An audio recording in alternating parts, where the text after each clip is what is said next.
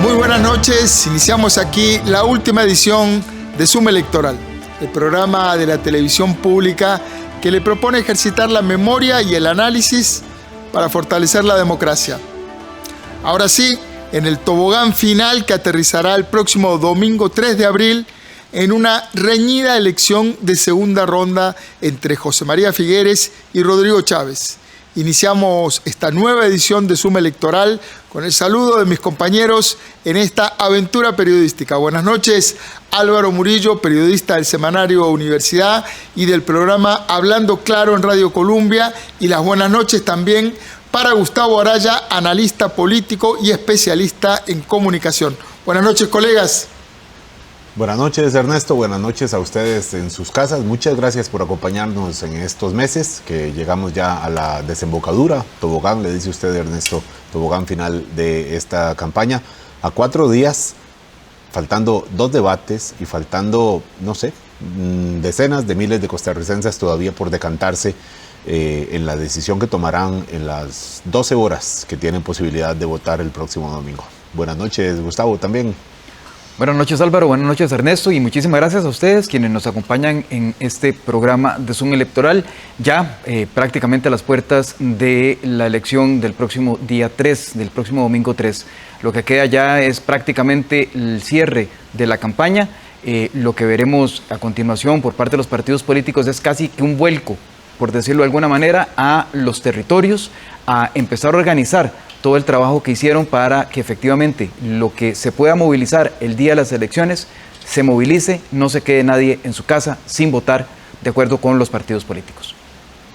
Y esta noche la periodista Vilma Ibarra estará ausente por razones de fuerza mayor.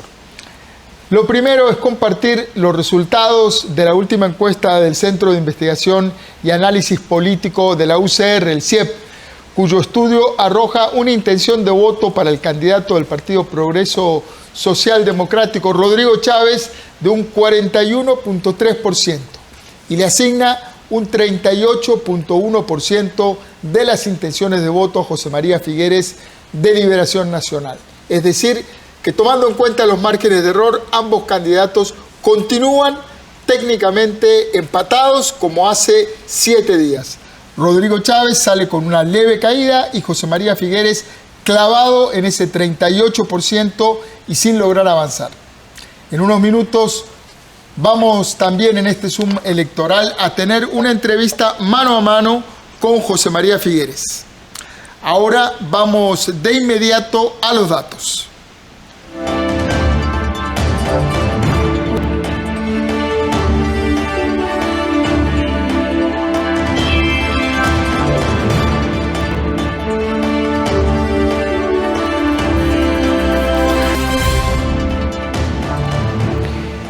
El estudio del Centro de Investigación, el Centro de Investigación de Estudios Políticos de la Universidad de Costa Rica, como bien lo señalaba Ernesto, nos da la última mirada que se puede dar ya en términos de la legislación electoral costarricense para dar a conocer estudios de opinión.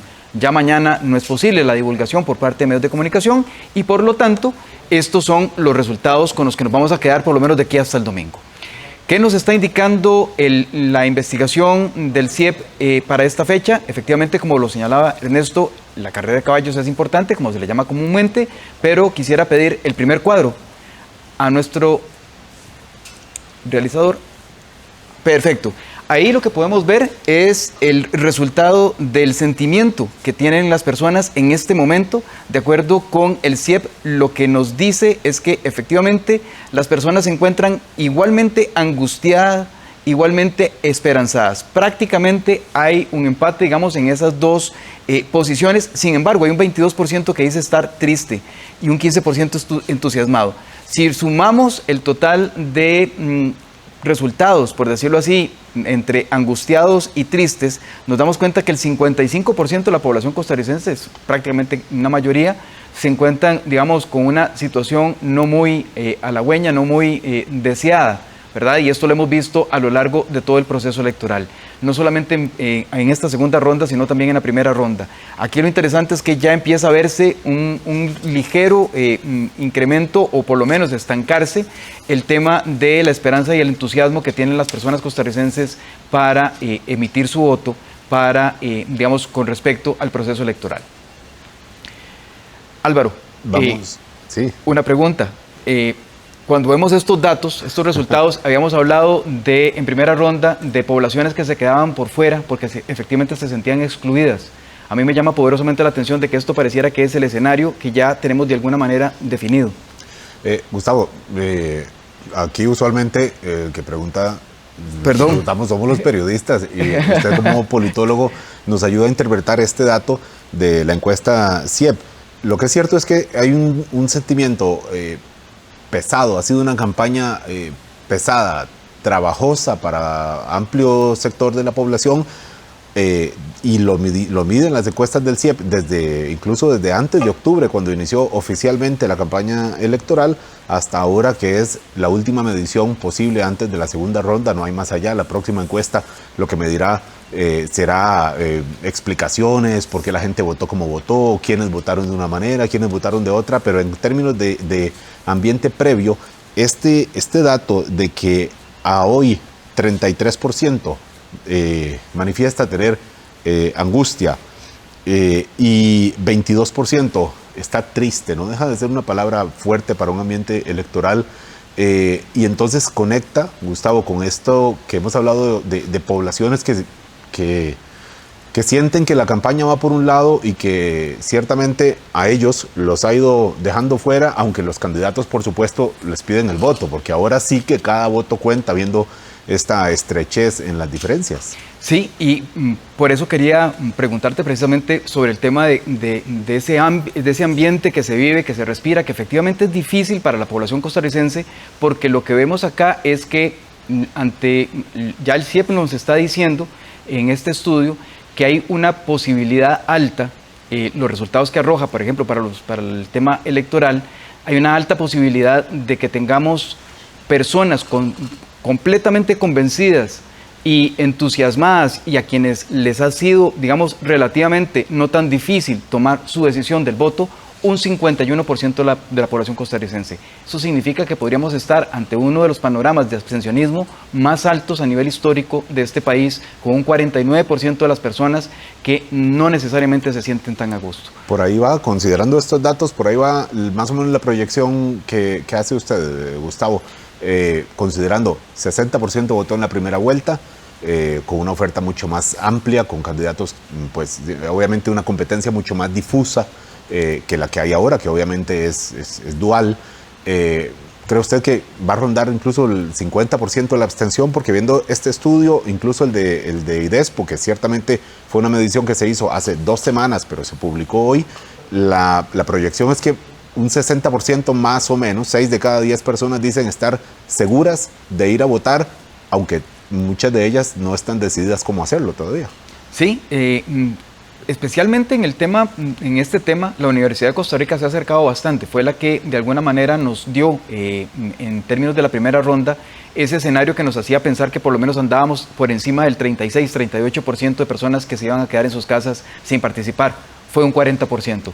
En este caso, yo me atrevería a decir que efectivamente estaríamos casi cercanos a la mitad de la población sin participar de este proceso electoral. Pero bueno, para eso habrá que ver el resultado que sea el domingo 3 de abril próximo. Probablemente mucho se juega, Gustavo, con este dato que demuestra entre las personas que están decididas a votar, probables votantes, 18% está indeciso. Sabemos que a muchas personas, probablemente usted que nos ve en su casa, está diciendo, bueno, yo iré a votar si logro en algún momento decantarme, no sé cómo, por uno u otro candidato, porque realmente a muchas personas les resultan insatisfactorias ambas opciones, y quizás este 18% de indecisión en este momento, de ahí salga una parte de la abstención, de quienes digan, no logré decidirme, no logré aceptar en ningún momento como viable darle mi apoyo ni a José María Figueres ni a Rodrigo Chávez. 18%, que más bien es 1,5 puntos, 2 puntos casi, más de lo que se había reflejado en la semana anterior, Gustavo. Más bien crece la indecisión conforme se acerca la campaña electoral. Así es. Y no solamente, digamos, podríamos decir que crece la indecisión, sino que probablemente de todas las personas indecisas hay que tomar en consideración también que no todas necesariamente vayan a participar. Entonces es de ahí de donde se va a nutrir también una buena parte de lo que consideramos podría convertirse precisamente en ese abstencionismo, que rondará por ahí, por superior al 40%, 45% incluso, y que nos dejaría una base de la elección bastante cercana, digamos, a ser una base muy pequeña, efectivamente, para escoger al próximo presidente de la República. Pero esto no quiere decir, y aquí podemos ver el siguiente cuadro, que todo sea negativo. A mí me parece que esto es un dato, el que sigue, de la percepción acerca del Tribunal Supremo de Elecciones, de la labor que realiza el Tribunal Supremo de Elecciones, me parece que es un dato importante. Hay digamos, una buena parte de la población costarricense todavía, esto, digamos, pese a que es una campaña bastante triste, bastante, digamos, con mucho enfrentamiento, y una campaña que se ha caracterizado por los puntos de vista más negativos, más bien, especialmente hacia los debates, los primeros debates, y esto tiende a repercutir también en términos del Tribunal Supremo de Elecciones, aunque no me lo crean. Aquí hay una labor que está siendo reconocida por la ciudadanía. 61%, prácticamente un 62% de las personas en Costa Rica consideran que el Tribunal Supremo de Elecciones está haciendo una buena o muy buena labor, independientemente de lo malo que esté la campaña electoral, mientras que a mí esto siempre me ha llamado la atención, quienes digan que es una mala o muy mala, que solamente un 23%, una de cada 4 personas adultas en el país así lo consideran. Esto habría que echarle un ojito para ver más adelante cuál es el daño que se le está causando a la institucionalidad democrática precisamente a partir de campañas políticas como la que estamos viviendo, una campaña política, digamos, que podría ser bien para olvidar. Carlos, podemos ir al gráfico siguiente, en donde ya se ve la intención de voto con las mediciones de los candidatos Rodrigo Chávez, José María Figueres y por supuesto el grupo de indecisos. Aquí conviene ver más que el dato, dicen ustedes los que también tienen experiencia, Gustavo, en el manejo de estudios de opinión, más que el dato hay que mirar la tendencia, aunque claro, el dato finalmente muestra una ventaja ciertamente, y ahí se ha sostenido don Rodrigo Chávez por encima de José María Figueres. Lo que pasa es que esta diferencia era bastante más amplia hace un mes, cuando el 1 de marzo se publicó la encuesta CIEP-UCR. El 46.5 apoyaba a Rodrigo Chávez y el 35.9 a José María Figueres. Era una ventaja realmente amplia. Se achicó 3 semanas después, 43.3 para Rodrigo Chávez, José María Figueres 38.1, o sea, 5 puntos de diferencia, y ahora la diferencia son 3 puntos. 3 puntos que, si ya empate técnico era con 5 puntos de diferencia, ahora podríamos decir, están más empatados que antes, de alguna manera. Y entonces es importante ver esta línea de cómo don Rodrigo Chávez ha bajado de alguna manera, poco quizás, pero sigue pues estrictamente apegados a la cifra por encima. Gustavo, ¿cuán importante es esta tendencia de don Rodrigo Chávez, considerando que don José María Figueres está ahí, como bien decía Ernesto en la introducción del programa, anclado en un 38%? En una semana no cambió nada, no mejoró. No solamente no mejoró, sino que además ha venido decreciendo, y eso es lo importante de la lectura de estos estudios, que más que el dato considerarlo en sí mismo, lo que nos está reflejando es que hay una tendencia a la baja. En el caso de Rodrigo Chávez, perdió prácticamente, digamos, casi 6-7 puntos porcentuales de la primera medición a la actual, y en el caso de José María Figueres gana poquito, pero gana, ¿verdad? En términos porcentuales pasa de un 36 a un 38. Aquí lo relevante, y es el escenario que también hay que ponerse a pensar en estos casos, porque es un tema en donde, como bien señalas Álvaro, se juega con el margen de error, es en los escenarios que nos permite compartir también el Centro de Investigación de Estudios Políticos de la Universidad de Costa Rica con respecto a los mínimos y los máximos. Podría haber un escenario en el que José María Figueres esté en 41.8 y Rodrigo Chávez esté en 37.7. Eso que decías de la estrechez, efectivamente demuestra también de que está tan estrecho que en términos estadísticos podría ser que estemos ante un escenario de empate absoluto, de empate, por ejemplo, en 40 puntos, o bien podría ser que incluso José María Figueres esté ligeramente por encima también de Rodrigo Chávez, digamos, dándole vuelta al resultado que tenemos para el día de hoy. Gustavo, perdón, pero apegados a esto también, a este margen de error, también podría ser que don Rodrigo Chávez, como Esté pueden ver todavía, en el extremo derecho superior de la pantalla, que don Rodrigo Chávez está en un 45.2 y don José María Figueres en un 34.3. Digamos que la diferencia máxima que se le podría, según este estudio, identificar a don Rodrigo Chávez sobre don José María Figueres sería de 10 puntos, a diferencia de hace un mes, cuando la diferencia máxima que se le podía obtener era casi de 20 puntos. Bien, considerando el margen máximo posible para don Rodrigo Chávez y el mínimo posible para don José María. Entonces, ciertamente hay, digamos, de manera incontestable, se puede decir que hay una reducción de las distancias entre ambos candidatos. Exactamente. Esa es la parte, digamos, que uno puede extraer principalmente de la investigación del Centro de Investigaciones y Estudios Políticos de la Universidad de Costa Rica, que las curvas no solamente puede ser que se estén tocando, puede ser que estén a una diferencia muy pequeña, puede ser que incluso ya se hayan quedado, sino que también puedan estarse dando vuelta. Los tres escenarios son posibles. Y eso hace, digamos, desde el punto de vista estadístico, pero desde el punto de vista político, que nos encontramos precisamente en un cierre de campaña, en un cierre en donde ya estamos a prácticamente 4 días del proceso electoral final, de la elección del próximo día 3, en donde si la tendencia se mantiene, estaríamos en un escenario absolutamente cerrados y tendríamos que ver un conteo, digamos, por lo menos bastante pormenorizado del avance de los diferentes cortes que va haciendo el Tribunal Supremo de Elecciones para poder tener, digamos, una cifra ya contundente, o por lo menos con la suficiente certeza para poder saber quién es el ganador del proceso electoral. Gustavo, buscando algunas cifras un poco más finas dentro del estudio de opinión, uno dice, bueno, 18% de indecisos, pero ¿dónde están? ¿Dónde están esos indecisos? Llama mucho la atención que está en la población más joven del país. Así es. Que está en la población femenina, más que en la masculina, y en la provincia de San José, que es no solo la provincia que tiene más votantes, sino la provincia que tiene una mayor participación electoral. Ahí hay una bolsa muy grande, un saco muy grande de electores con disposición de votar, y uno puede entender por qué ambos candidatos presidenciales cerraron su campaña este pasado fin de semana acá en el Valle Central, específicamente en ambos, de hecho, en un cantón muy populoso como es Desamparados, que es casi el clásico cantón de cierre de campañas electorales de los recorridos que hacen los candidatos, buscando justamente pues volumen de electores de estos que dicen estar dispuestos a votar y que todavía no se han inclinado por ninguno. Mujeres, jóvenes y residentes en la aglomeración metropolitana pertenecen precisamente, Álvaro, como estabas diciendo, a ese bolsón electoral, como se le llama, que quedó de alguna manera huérfano y que de alguna forma también apuntaba hacia una campaña en donde buscaba que le hablaran más de temas, digamos, que podríamos considerar como progresistas, ¿verdad? Menos conservadoras, campañas que efectivamente atendieran más a los procesos que sucedieron en 2018 y 2014 y que le dieron los triunfos, por ejemplo, a un partido tan pequeño como el Partido Acción Ciudadana.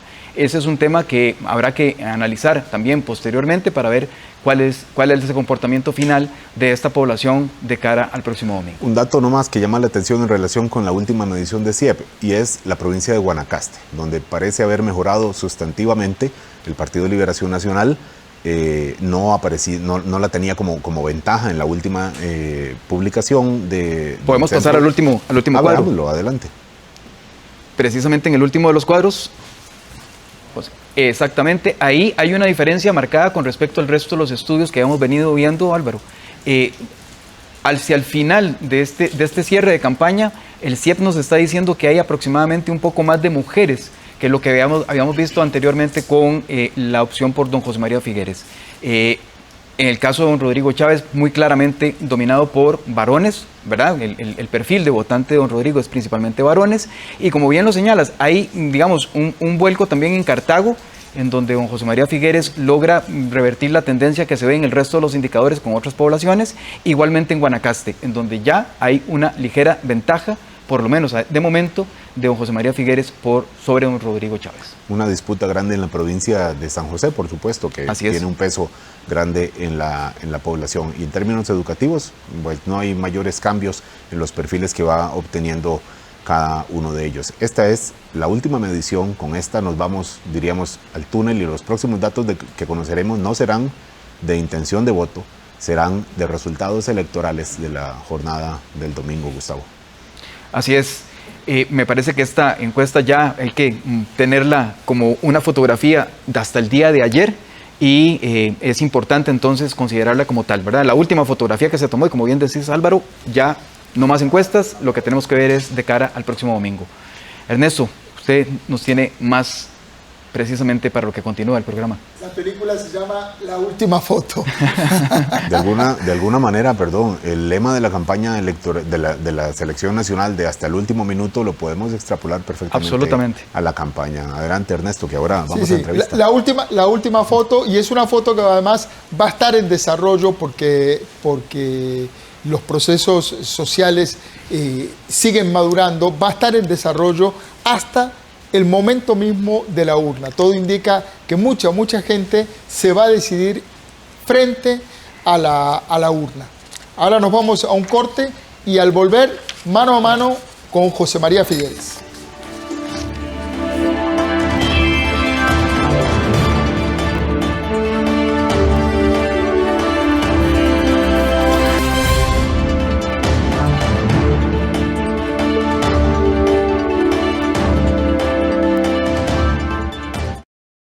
Me pregunto por qué Acero Osaka decide hacer negocios con nosotros de repente. ¿Por qué Asano nos obligó a que le otorgáramos un préstamo de 500 millones de yenes? Tal vez después de todo la quiebra y la cortina de humo no fueron ideas de Higashida. Asano pudo ayudarles a hacerlo.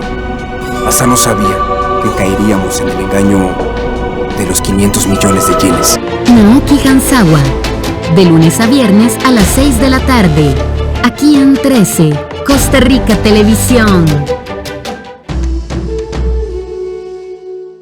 Este es el programa de televisión costarricense que desde hace 15 años promueve la inclusión de personas con discapacidad y personas adultas mayores. Conscientes de esta oportunidad, aprovechamos el espacio para compartir con ustedes contenidos de calidad que le aporten a su vida y de los que ustedes son partícipes. Nexos, los miércoles a las 3:30 de la tarde y los sábados a las 6:30 de la mañana, aquí en 13, Costa Rica Televisión. Ciencia en todos lados.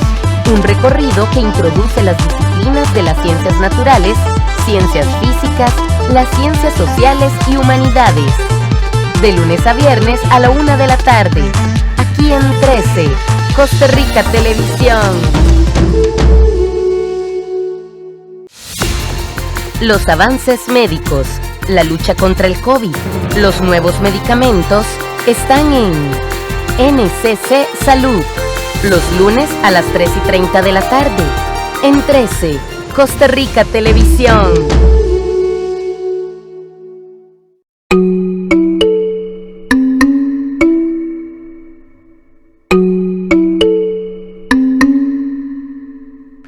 Hola, los saluda el doctor Aristides Baltodano Agüero.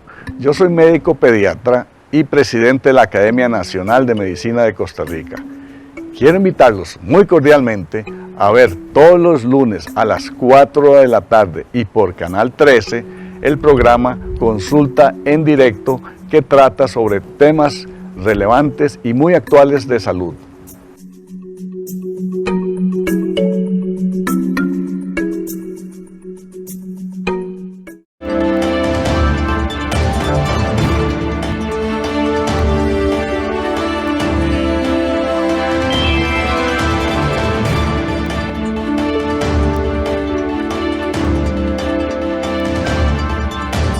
Y 26 de la noche y estamos de regreso en Zoom Electoral. El mano a mano de esta noche es con don José María Figueres, candidato a la presidencia por el Partido Liberación Nacional. Don José María, bienvenido a la televisión pública y bienvenido a Zoom Electoral. Buenas noches. Buenas noches, don Ernesto. Muchas gracias por la invitación. Buenas noches, amigas y amigos. Don José María, iniciamos como todas estas entrevistas de mano a mano al hueso.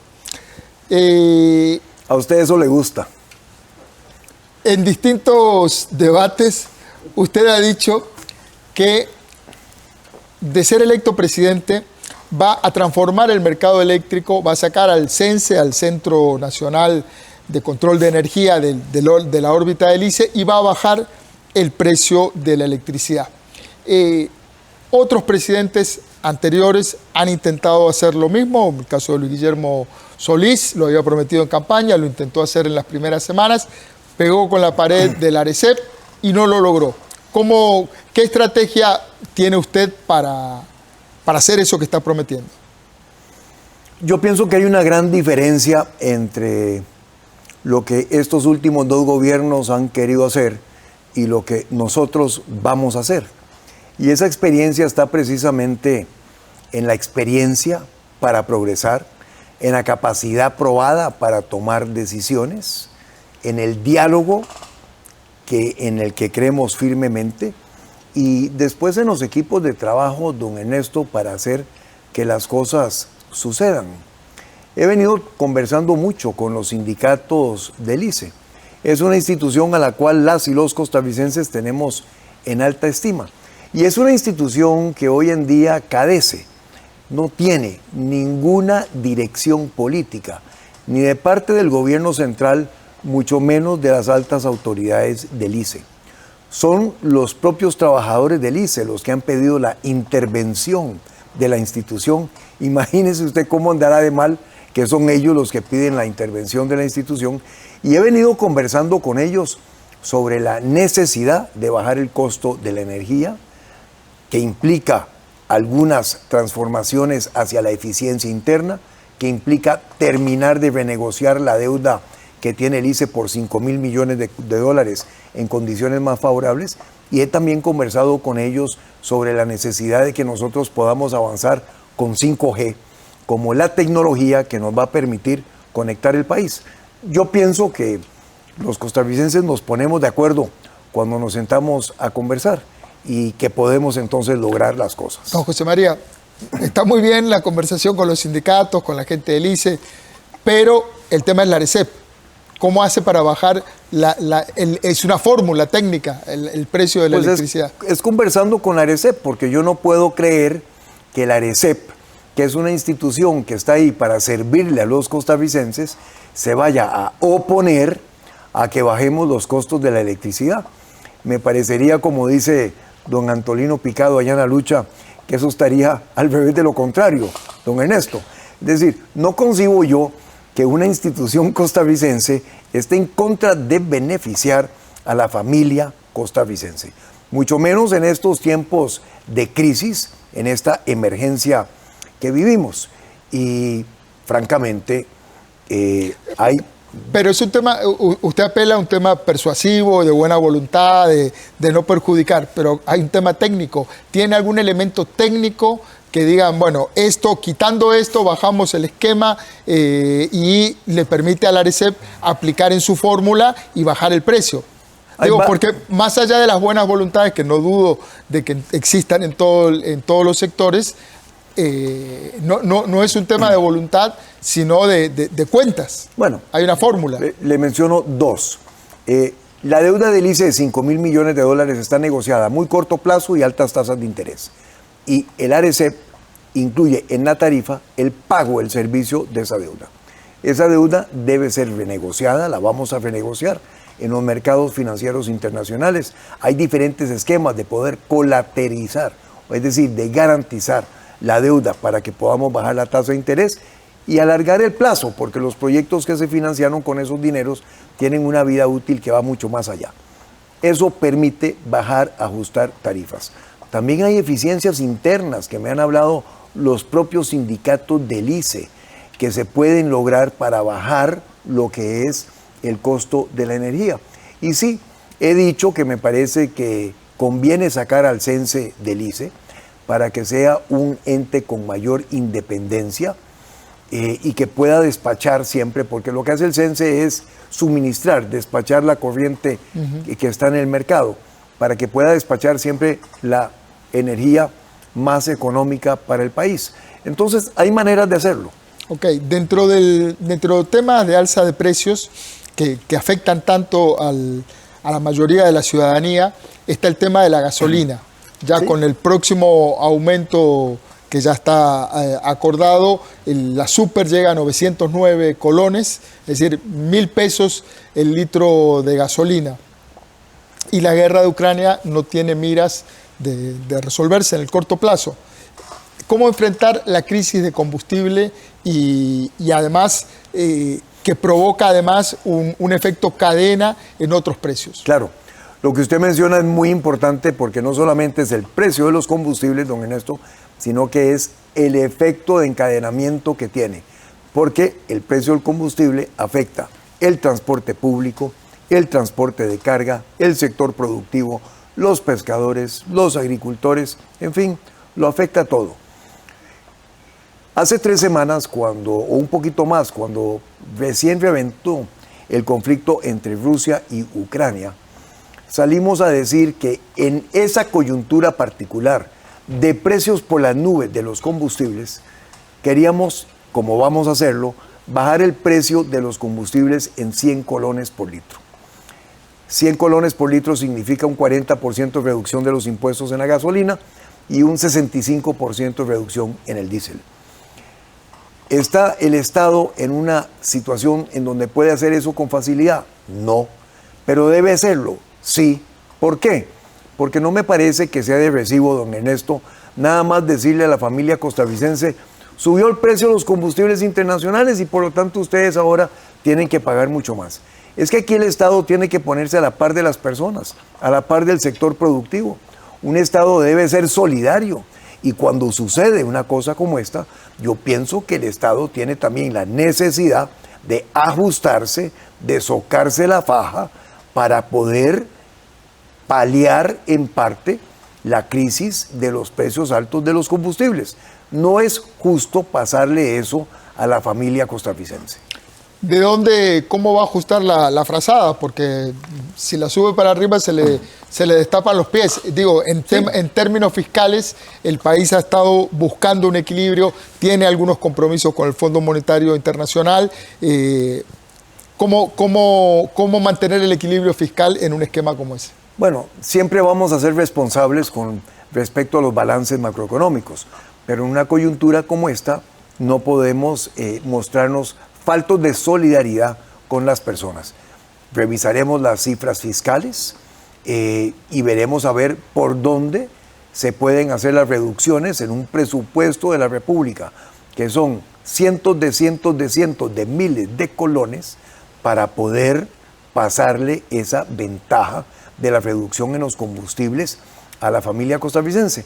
Pero esto me da la oportunidad, don Ernesto, de también decir que en el mediano y largo plazo al país le conviene, como hemos venido diciendo, pasar a producir biocombustibles y también hidrógeno verde que sustituye la gasolina y el diésel con energías renovables, como hoy lo hace Franklin Chan a pequeña escala en Guanacaste, pero que se puede escalar porque la tecnología ya está.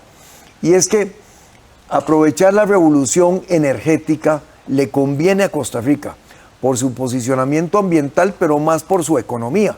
En lugar de gastar los dólares para importar los hidrocarburos, que ya son la economía del pasado, que esos dineros se queden aquí, beneficiando al sector agropecuario con lo que es la producción de biocombustibles y al sector energético con lo que es la producción de hidrógeno verde. Y el Guanacaste, que es una provincia muy querida, tiene la gran oportunidad de convertirse en la capital de los biocombustibles y en la capital de América Latina del hidrógeno verde si nos movemos rápidamente. Eso me lleva a decir que la oportunidad de crear oportunidades ahí de trabajo, de encadenamientos productivos, de nuevas inversiones y de valor agregado es enorme. Y esas son las cosas en que deberíamos de estar pensando. Sobre todo con una matriz eléctrica como la que tiene Costa Rica, que es completamente diferente a la matriz eléctrica de todos los países de Latinoamérica. Tenemos una matriz eléctrica verde, 99% de la producción nuestra eléctrica es sostenible. Durante los últimos 5 años. Esto es el 35% del consumo energético del país. Ahora nos hace falta convertir el otro 65%, que son en la gasolina y el diésel importado, a biomasa, biocombustibles e hidrógeno verde. Don José María, recién hablábamos de la última foto, la última encuesta del CIEP, la última encuesta que se puede publicar, ya entramos en veda. lo ubica a usted en un virtual empate técnico con don Rodrigo Chávez, don Rodrigo con un 41.3, usted con un 38.1. Daría la impresión de que, bueno, recién hablamos de las tendencias, don Rodrigo viene con una leve tendencia a la baja, usted venía, digamos, navega en horizontal. Parece que tiene un voto duro, muy fiel, un grupo de gente que no se desanima de votar por usted, pero tiene un voto negativo muy duro también. ¿Cuál es su estrategia para convencer a los que aún no quieren votar por usted o se resisten? Bueno, en primer lugar yo quiero decir que estoy muy agradecido con la forma en que las y los costarricenses han ido inclinando la balanza a favor del movimiento que represento. Cuando el CIEP empezó con sus encuestas hace un mes, la diferencia eran 11 puntos, hoy en día son si acaso 3 puntos, están dentro del margen de error, y el tracking interno, que es nuestra encuesta interna, que tomamos todos los días, ya nos da varios puntos por encima del contendiente. Es que viera, don Ernesto, que yo estoy acostumbrado a que todas las encuestas digan que yo tengo techo, que no puedo salir, y que esto y que el otro, y que me estanqué y que me quedé, y todas las cosas. Pues es que estoy acostumbrado a eso, don Ernesto. Mire, en la primera vuelta, la encuesta que más nos daba, nos decía, bueno, Figueres va a sacar un 19, un 18%, y sacamos el 27%. Sacamos una ventaja de 11 puntos sobre el contendiente. ¿Pero qué les dice? ¿Cuál es su mensaje para esa gente? Además de descreer en las encuestas. No, yo creo en las encuestas. Bueno, okay. No estoy descalificando las encuestas.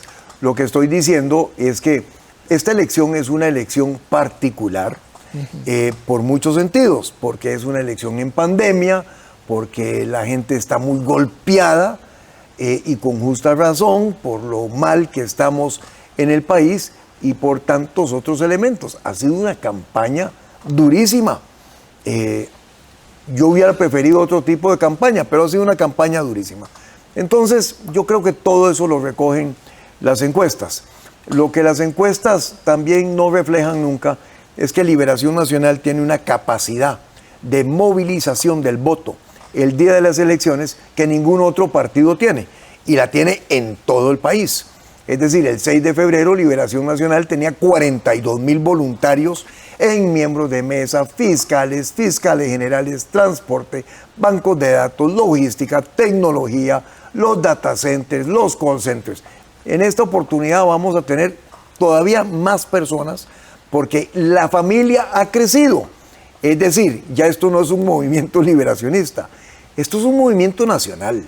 De este lado estamos los que venimos de muchos partidos políticos y muchos sectores de la sociedad convencidos en que en Costa Rica merecemos una transformación profunda, porque hay que cambiar mucho, pero segura y dentro de lo que es la democracia, el respeto por las instituciones y el Estado Social de Derecho que nos legaron Monseñor Sanabria, Manuel Mora, el doctor Calderón Guardia y don Pepe.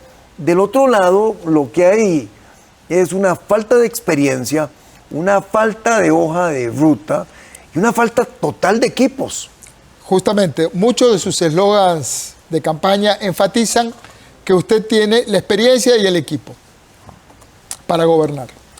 ¿Podría nombrar, para aterrizar ese eslogan, podría nombrar personas con experiencia que serían parte de sus equipos de educación, de hacienda, de seguridad y de cultura? Mire, en la parte de seguridad, que es un tema muy sensible, participa Fernando Berrocal, que fue ministro de Seguridad, participa Álvaro Ramos, participa Oldemar Madrigal, entre muchos otros que han estado en este campo. En el campo económico, que es por supuesto el que más me preocupa, porque aquí la primer responsabilidad está en generar oportunidades de trabajo, participan desde renombrados expresidentes del Banco Central, como don Eduardo Lizano y como don Rodrigo Bolaños, pasando por extraordinarios economistas como lo son y banqueros, como lo son Gerardo Corrales, economistas como José Manuel Salazar, como Álvaro Ramírez, el propio vicepresidente de la República.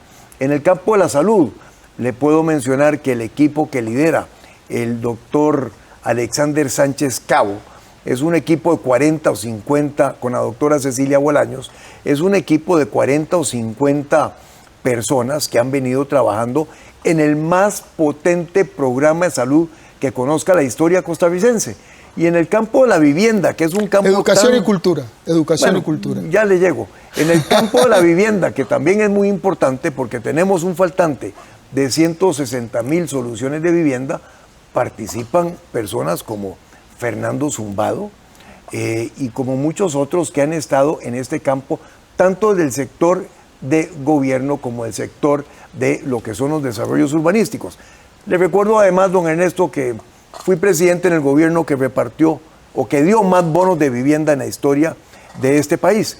En el campo de cultura, bueno, en el campo de cultura le puedo mencionar a Elena Baruch, le puedo mencionar a Alberto Castillo, le puedo mencionar a María Lourdes Cortés, le puedo mencionar a muchas personas que han venido trabajando en lo que es el programa de gobierno.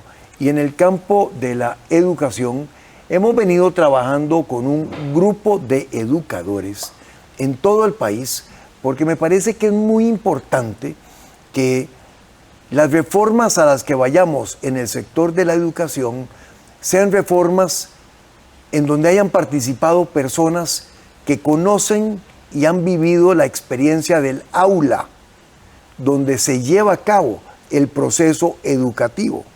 Y como ese ministerio necesita de una transformación profunda, he querido contar con el criterio de educadores renombrados en el país, como Flory Corrales, como Luis Gerardo Aguilar, como muchos otros que han venido trabajando con ellos.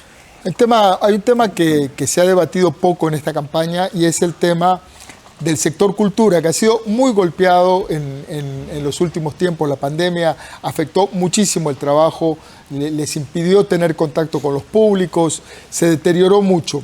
Hay una economía naranja, además, que es posible de aportar mucho al país. En un gobierno suyo, ¿habría recursos para cultura? ¿De dónde saldrían esos recursos?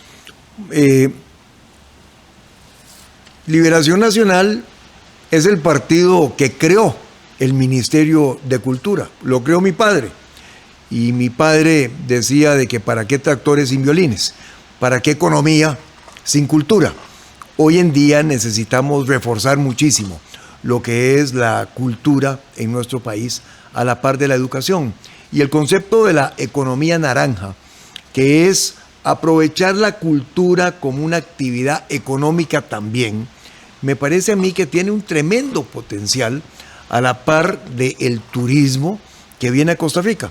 Antes de la pandemia teníamos 3.1 millones de turistas que venían. La meta del gobierno es 5 millones de turistas por año, porque el turismo es un dólar muy bien repartido en todo el territorio nacional.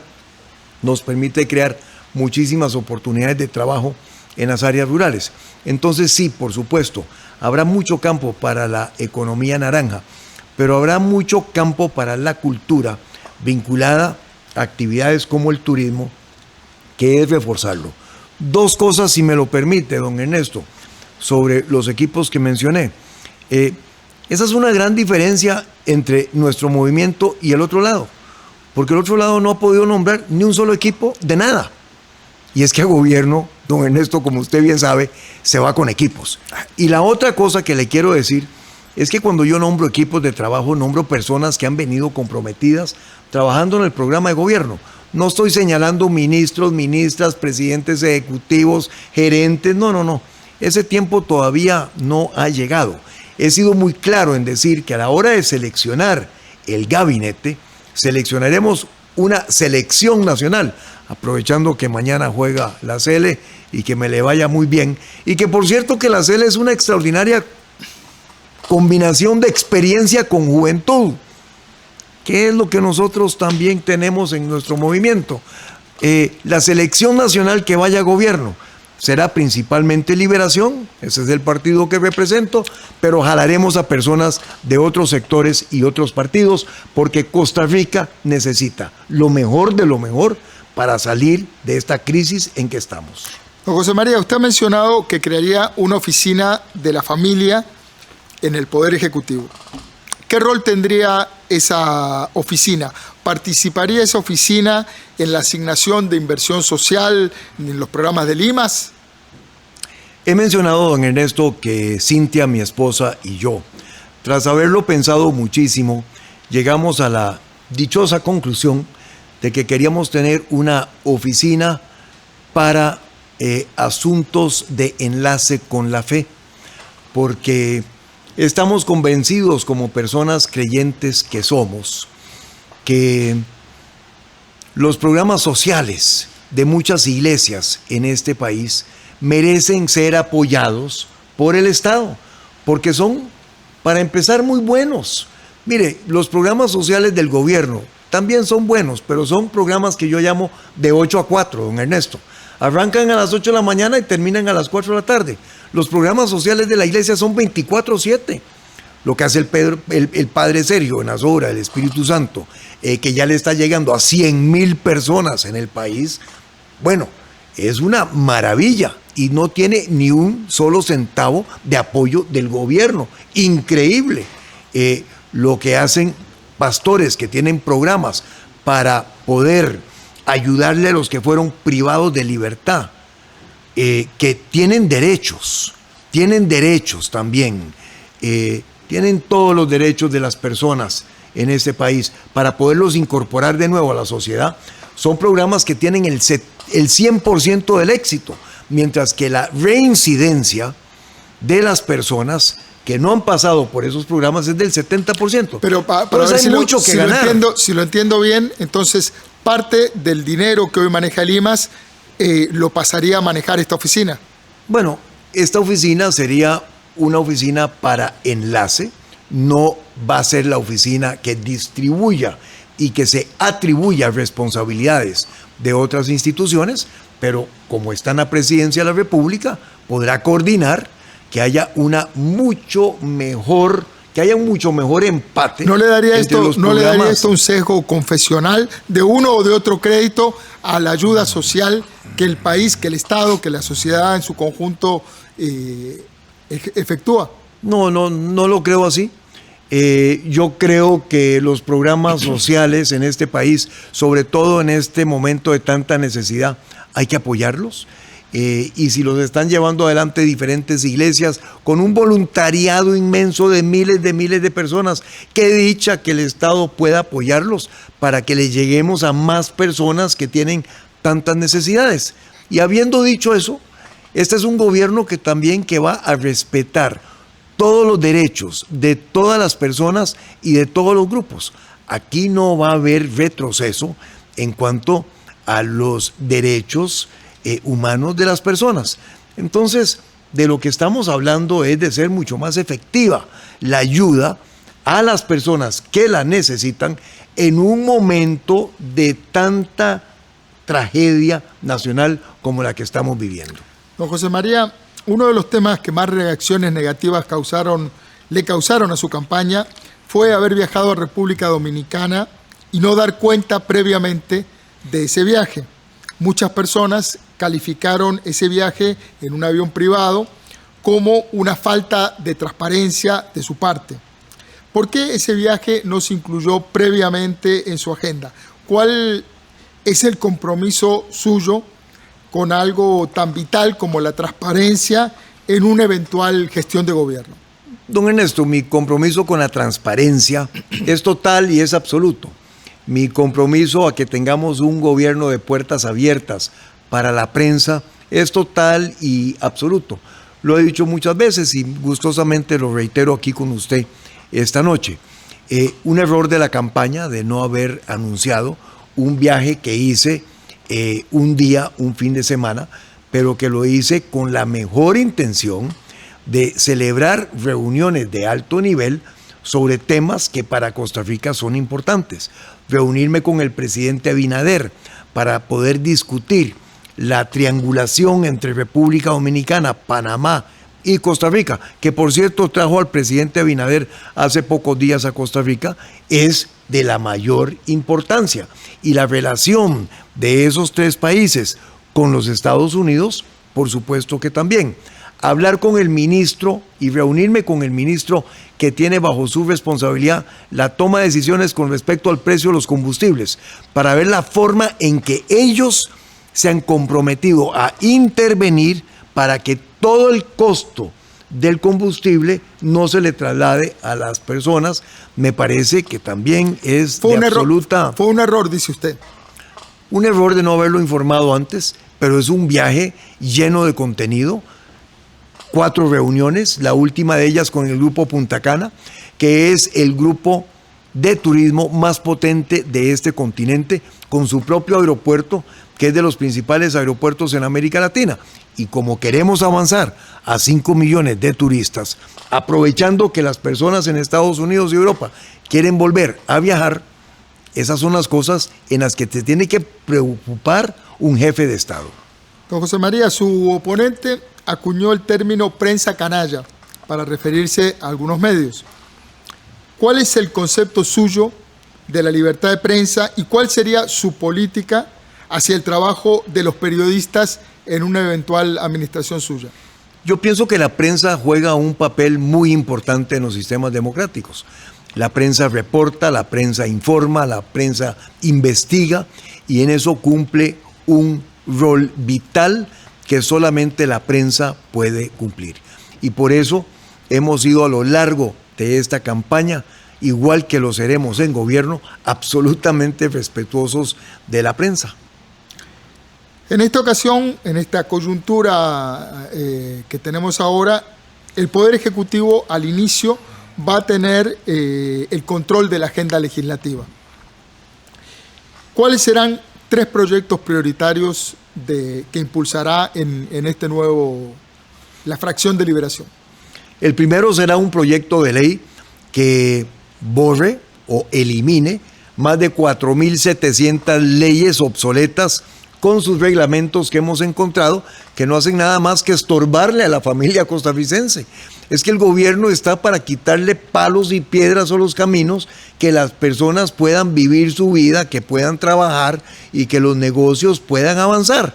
Entonces hay ahí un cúmulo de leyes y reglamentos que están obsoletas, que no hacen nada más que estorbar y que vamos a quitar.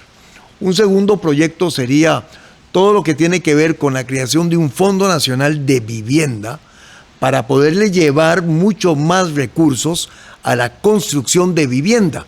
Mencionaba antes, don Ernesto, que tenemos 160,000 soluciones de vivienda como necesidad en el país.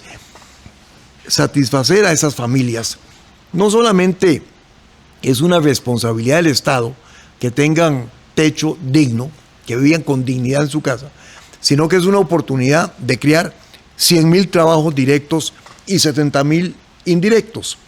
Y la preocupación principal en el campo económico es por la creación de trabajo en un país que tiene a tantos miles de personas sin trabajo. Y el tercer proyecto tendría que ver con el campo de la seguridad, porque queremos enviar en este sentido 2 proyectos al Congreso. El primero es una ley que se llama extinción de dominio, que suena como algo muy complicado, pero que lo que quiere decir es que el Estado entonces tenga las herramientas para poder perseguir los capitales y las cosas y los activos de quienes están dedicados a la narcoactividad, al narcotráfico, para poder atacarlos por ese lado. Y el otro proyecto que tiene que ver con seguridad sería una enmienda constitucional, que como enmienda constitucional necesita ser debatida en 2 legislaturas, es decir, en 2 años consecutivos, para que en el caso de que costarricenses sean requeridos por asuntos de narcotráfico en tribunales de otros países como los Estados Unidos, los podamos extraditar. Es que la lucha por retomar la seguridad ciudadana y por sacar al narcotráfico de nuestro país tiene que ser frontal, decidida, valiente y a fondo. Se nos acabó el tiempo, 30 segundos finales para dirigirse al público y pedirles el voto. Don Ernesto, primero que todo, muchas gracias por la invitación. Felicitaciones por este programa. Felicitaciones a Canal 13 por Zoom Electoral 2022, porque me parece que lo hacen extraordinariamente al informar a los costarricenses para que tengamos un voto que sea, valga la redundancia, más informado. Con ustedes, lo primero es que gane la CELE mañana. Me parece que es fundamental. Y lo segundo, decirles que el próximo domingo este país se juega su futuro. Y eso no es ninguna exageración, porque al frente lo que hay es falta de experiencia, ningún equipo y no hay un plan. Y de este lado estamos los demócratas de muchos diferentes partidos que nos hemos venido sumando con otros sectores de la sociedad para llevar adelante una transformación profunda pero segura de este país como la que necesitamos, en respeto con nuestra democracia, nuestras instituciones y el Estado social de derecho. El futuro del país lo escoge usted, pero también con su voto está escogiendo su propio futuro.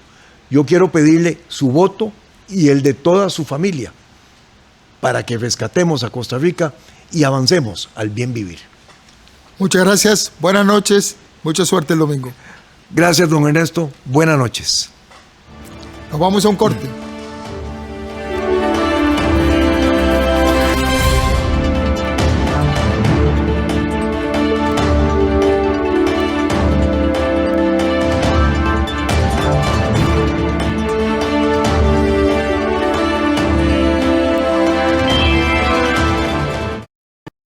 En marzo, Nexos se transforma. Celebramos 19 años al aire. Conocemos a Jopa, Steven y Pochet, tenistas sobre ruedas. Les recomendamos el documental Agente Topo. Aprendemos sobre las reglas del esgrima en silla de ruedas. Y en entrevista analizamos las propuestas de los candidatos a la segunda ronda de la presidencia de la República sobre personas adultas mayores. Nexos, los miércoles a las 3:30 de la tarde y los sábados a las 6:30 de la noche. Aquí en 13, Costa Rica Televisión.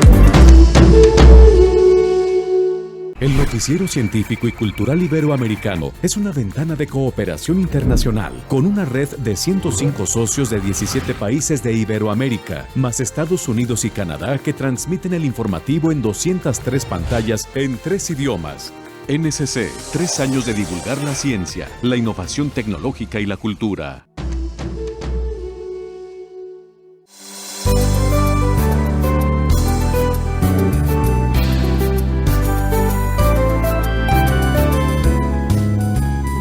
Este miércoles en Buena Vida le vamos a compartir una información bien bonita.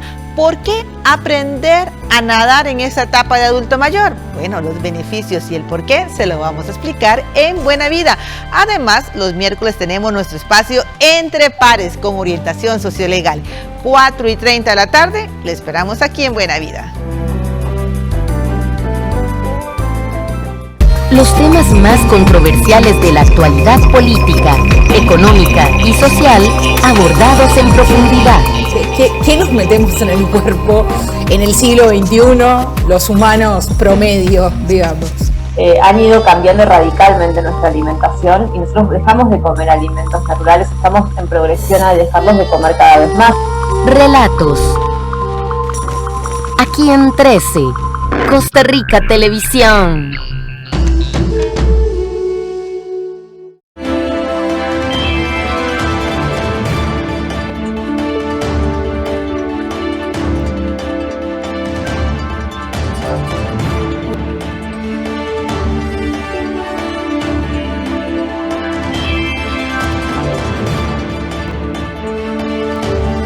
Ya a cerrar este Zoom electoral de la noche después de esta entrevista de Ernesto Rivera a José María Figueres. Por justicia y por transparencia con ustedes, con quienes nos han hecho el enorme honor de abrirnos las puertas de sus casas, las pantallas de sus casas, o incluso muchos que nos ven en sus teléfonos celulares, que nos han visto en estos meses. Tenemos que decir que también habíamos invitado a don Rodrigo Chávez. Estuvo programada una entrevista semanas atrás, quedaron en y la habían cancelado, quedaron luego en volver a programar otra entrevista, y simplemente después hubo una respuesta ya definitiva de parte de doña Pilar Cisneros, diputada electa, de que don Rodrigo Chávez no tenía espacio en su agenda. Por lo menos esa fue la justificación que dio, y que no daría la entrevista acá con nosotros. Obviamente son muchísimas las preguntas que quisiéramos poder hacerle, de fondo, de forma,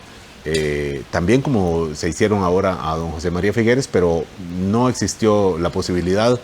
Y bueno, ciertamente ha habido pocos espacios de entrevistas en los medios nacionales en las últimas semanas para don Rodrigo Chávez. Algunas sí se han visto, y uno entiende también que hay una agenda ocupada de los candidatos presidenciales.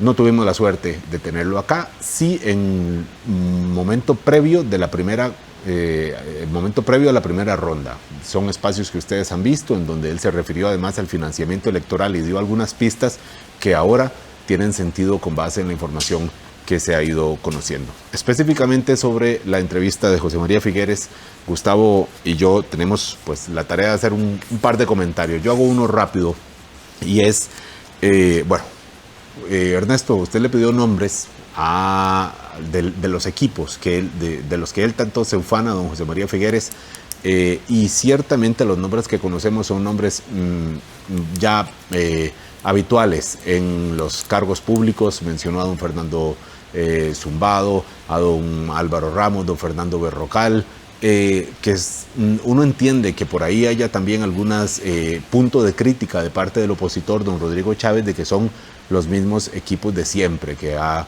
mencionado hoy, que ustedes probablemente lo vieron en el debate durante esta mañana. Y otro elemento es ver cómo don José María Figueres reitera el llamado de la oficina que conecte con instituciones religiosas, considerando que hacen, por lo que dijo, incluso un mejor trabajo social del que hacen el Estado, cuando él se refirió a que el Estado hace trabajo de 8 a 4, y no deja de ser llamativo, porque justamente hay un sector progresista, grande o pequeño, como se quiera ver, pero ciertamente existe, que tiene tal vez alguna distancia de apoyar a don Rodrigo Chávez, y cuando escucha probablemente líneas como estas de don José María Figueres, se les hace difícil también apoyar a este candidato. No sé si coincide usted, Gustavo, con este punto también. No es nuevo, ya lo ha mencionado, ocurrió después de la reunión con pastores, cuando se dijo que él era provida, que le preocupaba el tema de la ideología de género, que es un concepto obviamente muy, muy controvertido, pero que lo reitere ahora a unas horas a pocos días de la campaña, pues me parece llamativo. No sé si coincide usted conmigo, Gustavo, o si vio algunos puntos adicionales de la entrevista.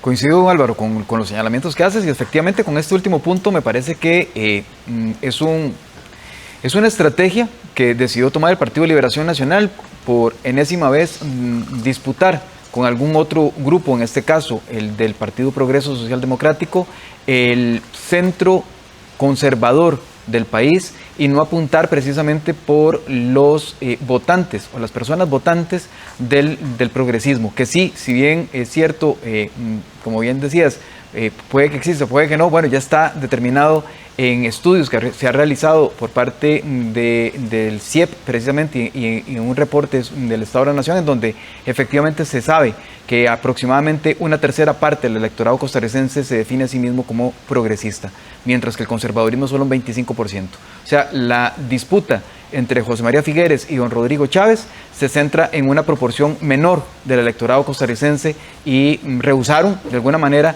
a poder acceder precisamente a una mayor cantidad de personas votantes que comulgan más con posiciones de carácter progresista. Pero en fin, es una estrategia.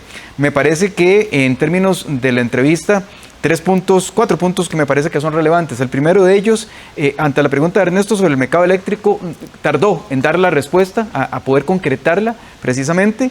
En términos del tema del viaje a República Dominicana, reconoció que era un error, que fue un error no haber informado y no haber sido lo transparente que él dice ser.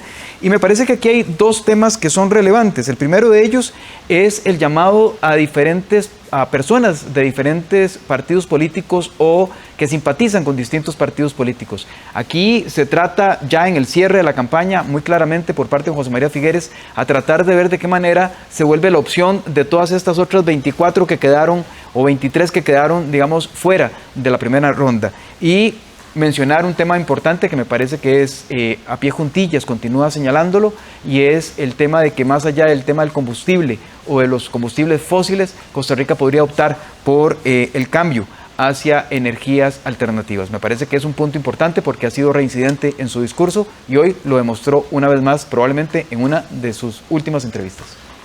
Gustavo, con nada más muy breve, con el dato, con la referencia al vuelo a República Dominicana, él dice un error, y dice un error de la campaña, lo cual no deja de ser un poco abstracto. ¿Qué es un error de la campaña? ¿Un error del equipo de campaña? ¿Un error de él? Además tiene muchos detalles que todavía pues quedarán para conocerse probablemente después de la elección, porque hay indagaciones, como mínimo, que está haciendo el Tribunal Supremo de Elecciones relacionadas con este viaje, hay que recordar. Ernesto. Colegas, a mí me toca la parte de la despedida, decirles que les agradezco estos meses de trabajo conjunto. Hicimos un enorme esfuerzo desde la televisión pública por abordar esta campaña política desde el análisis, desde los datos, desde la memoria, desde el equilibrio de entrevistar a todos los participantes. Durante la primera ronda así lo hicimos, durante la segunda ronda también lo intentamos, con algunos se pudo, con otros no, pero se intentó y se aportó a este espacio de todos los costarricenses, que es el Canal 13, el Sistema Nacional de Radio y Televisión, un material que buscó darle opciones para elegir. Les propongo que nos despidamos y ya cerramos el programa. Sí, Ernesto, gracias a usted por la confianza acá, a todo el equipo que trabaja acá en Canal 13. Ha sido una muy buena experiencia profesional en la televisión pública. Estoy confiado en que hayamos aportado un poco. Sabemos que hay otros medios, otros colegas haciendo también este trabajo y se valora mucho cuando hay mayores elementos para poder decidir. Y pues listo, a votar el próximo 3 de abril, pensando en el país, pensando en el futuro. Estoy seguro también que nuestra compañera Vilma Ibarra, que no está hoy acá, también está muy agradecida con todos ustedes, con usted Ernesto y usted Gustavo, y con los invitados distintos que hemos tenido y los candidatos políticos que han aceptado venir acá también a responder nuestras preguntas. Gustavo. Muchísimas gracias, muchas gracias Ernesto por la confianza, Álvaro, a Vilma que nos encuentra, muchísimas gracias a José Carlos, muchísimas gracias a todo el equipo que está aquí, que ustedes no ven, que hacen posible la realización de este programa, desde los maquillistas, camarógrafos, las personas que están en la guardia, que se quedan a altas horas de la noche con nosotros acá en el programa. Muchísimas gracias por acompañarnos a ustedes, por darnos la confianza, por darnos la oportunidad de ver la propuesta que se hacía desde el análisis, desde los datos, desde la información, desde el equilibrio informativo, pero también desde la memoria, como bien apuntaba Ernesto hace un momento, y darnos esa oportunidad para tener mayor cantidad de elementos en esta Costa Rica, que necesita cada vez de nuestro aporte como ciudadanas, como ciudadanos, para que esta democracia sea posible todos los días. Muchísimas gracias. Buenas noches, gracias por su sintonía, gracias por la confianza de dejarnos entrar en sus hogares. Recuerden, somos la televisión pública de Costa Rica.